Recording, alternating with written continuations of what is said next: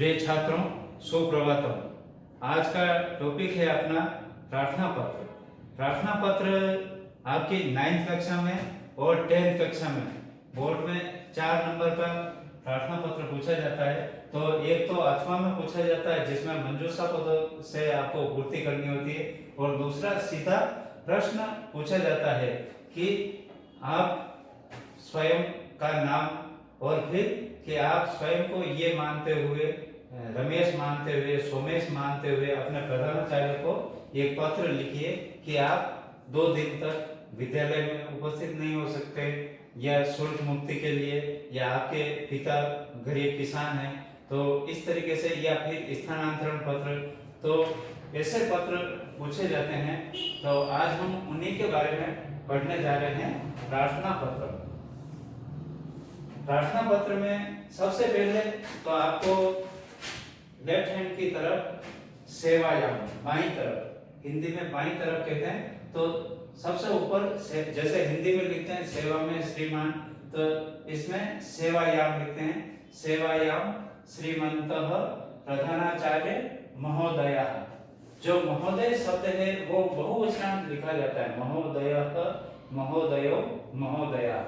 फिर स्कूल का नाम आ जाएगा। तो यहाँ पर हम अपने स्कूल का ही नाम लिख रहे हैं, श्रीजी पब्लिक उच्च माध्यमिक विद्यालय। सीनियर सेकेंडरी नहीं लिख करके हिंदी में या संस्कृत में उच्च माध्यमिक विद्यालय नाथद्वारा, और आगे राजस्थान या राजसमंद। तो राजसमंद डिस्ट्रिक्ट अगर और लिखना है तो राजसमंद करके राजस्थान लिखे, और राज करके डॉट कर दो और उसको कोमा में बंद कर दो पोस्टर को।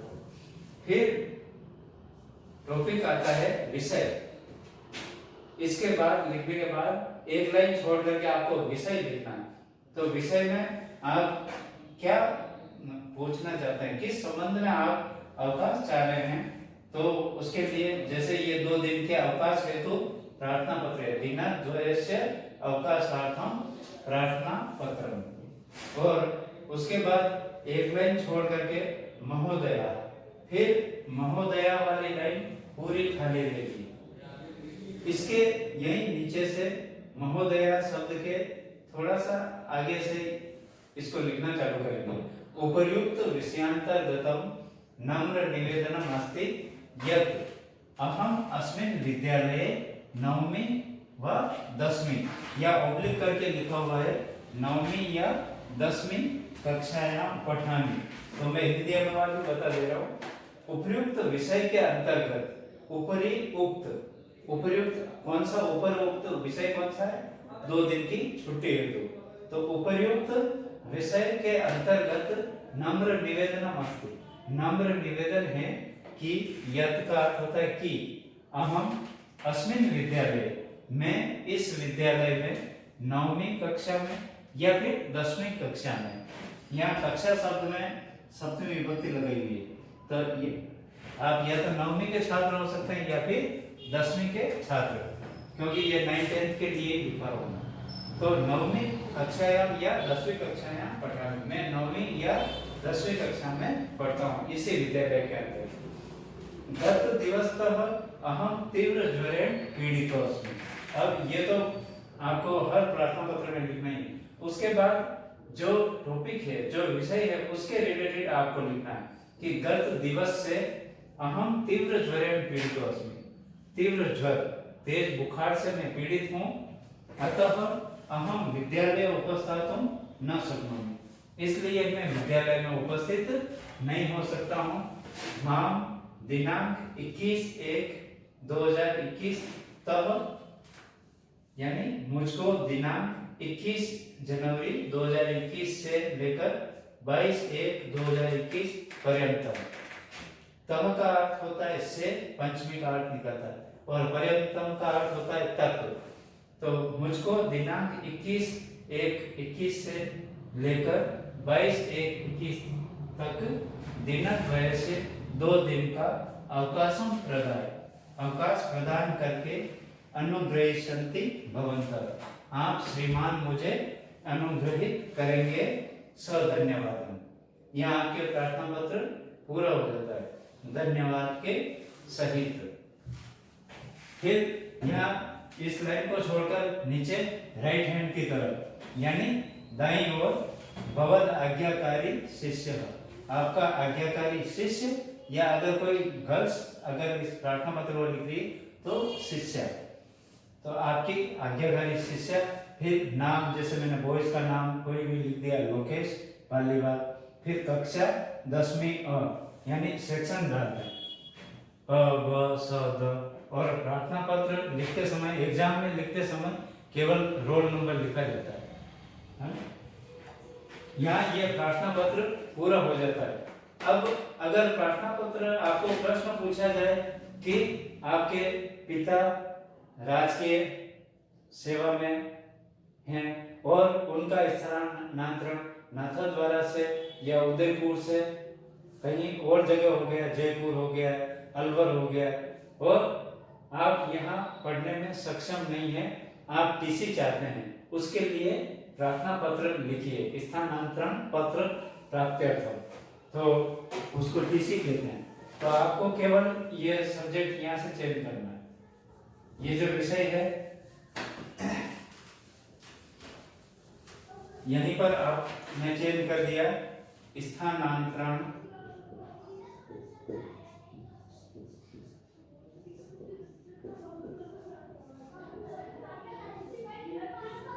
पत्र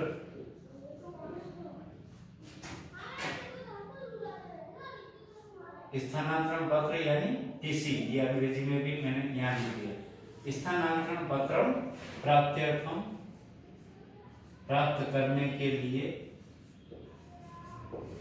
प्राप्त्यर्थम प्रार्थना पत्र,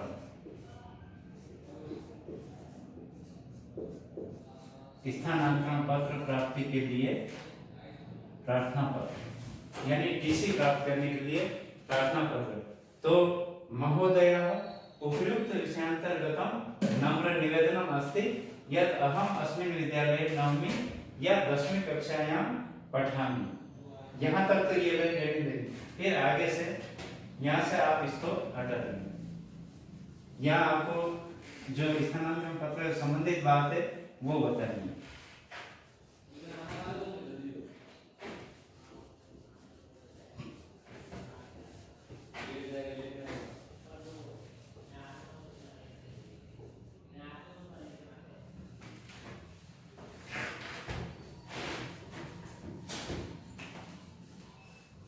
अब यहां से आप लिखना चालू करें, मम पिता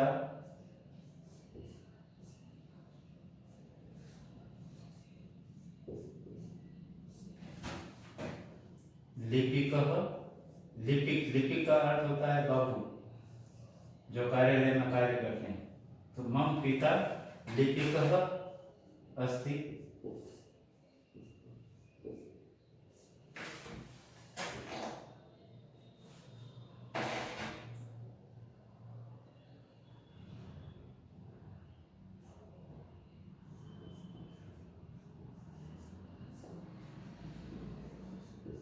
तस्य स्थानांतरणं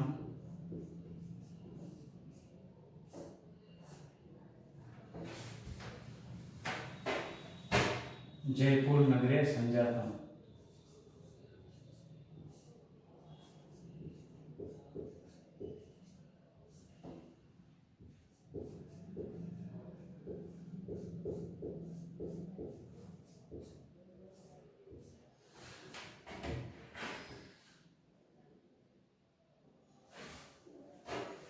मेरे पिता लिपिक हैं, तस्य स्थानांतरण उनका ट्रांसफर जयपुर नगरे संजातम, जयपुर नगर में हो गया है। अतः अहम अस्मिन् विद्यालये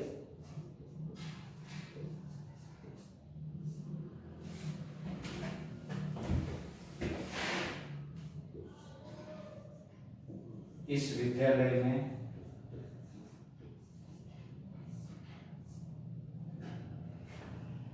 पठितुं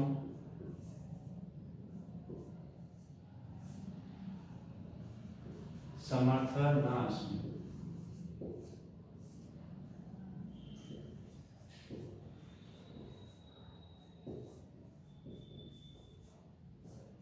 इस विद्यालय में पढ़ने में सक्षम नहीं हूं, पढ़ने के लिए समर्थ नहीं हूं। अतः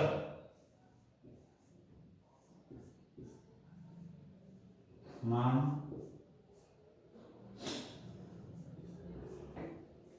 स्थानांतरण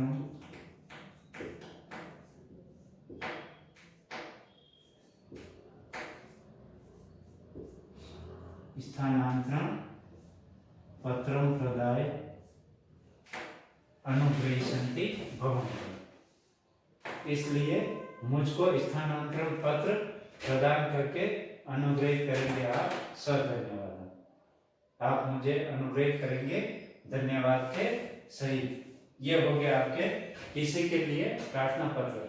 अगर इसी प्रार्थना पत्र को आप और बढ़ाना चाहते हैं कि नहीं इसमें कुछ और जोड़ा जाए, तो मम पिता अस्मिन्नेव नगरे, इसी नगर में लिपिका अस्ति, लिपिक है, तस्य स्थानांतरण जयपुर नगरे संजातम, उनका स्थानांतरण यानी ट्रांसफर जयपुर नगर में हो गया है।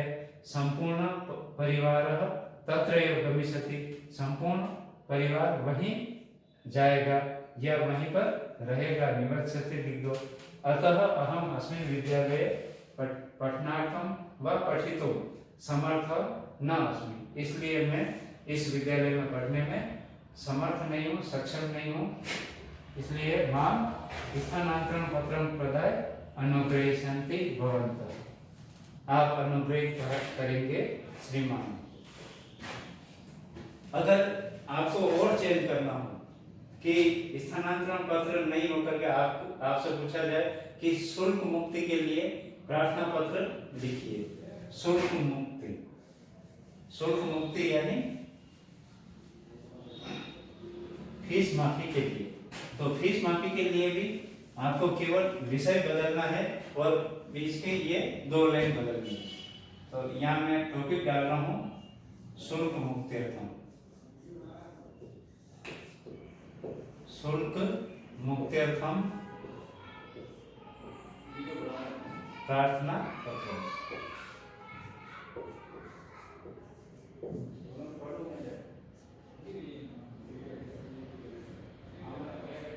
फीस माफी के लिए प्रार्थना पत्र। अब यहाँ पर आपको ज्यादा चेंज नहीं करना है।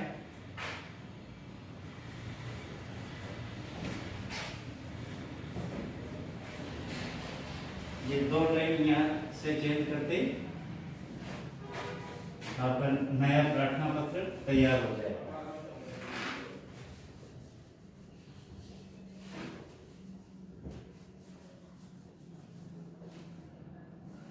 मम पिता एकः कृषकः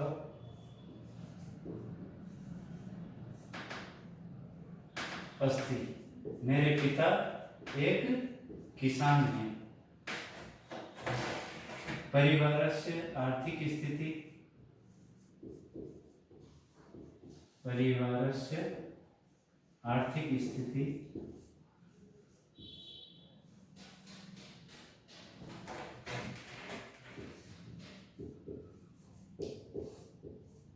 समीचीना नास्ति।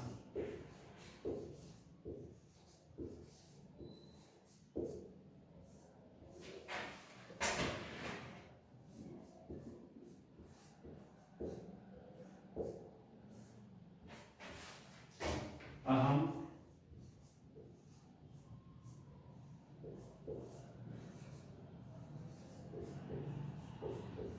विद्यालय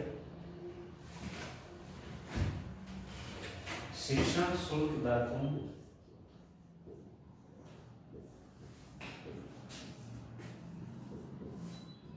शिक्षण शुल्क दातुं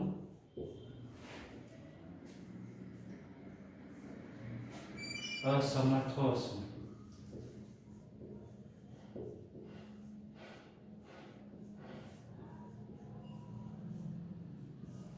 मैं विद्यालय की शिक्षण शुल्क देने में असमर्थ हूँ। अब यहाँ से आपको पता चल गया होगा, ये लाइन वही चल रही।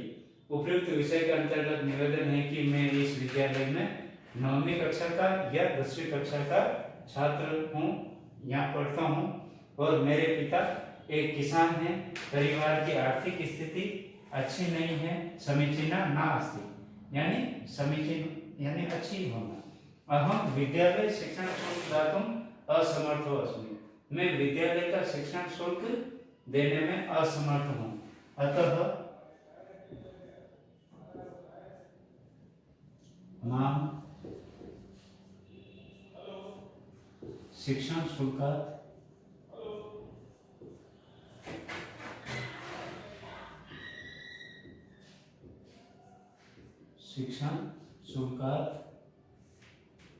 मुक्तिं प्रदाय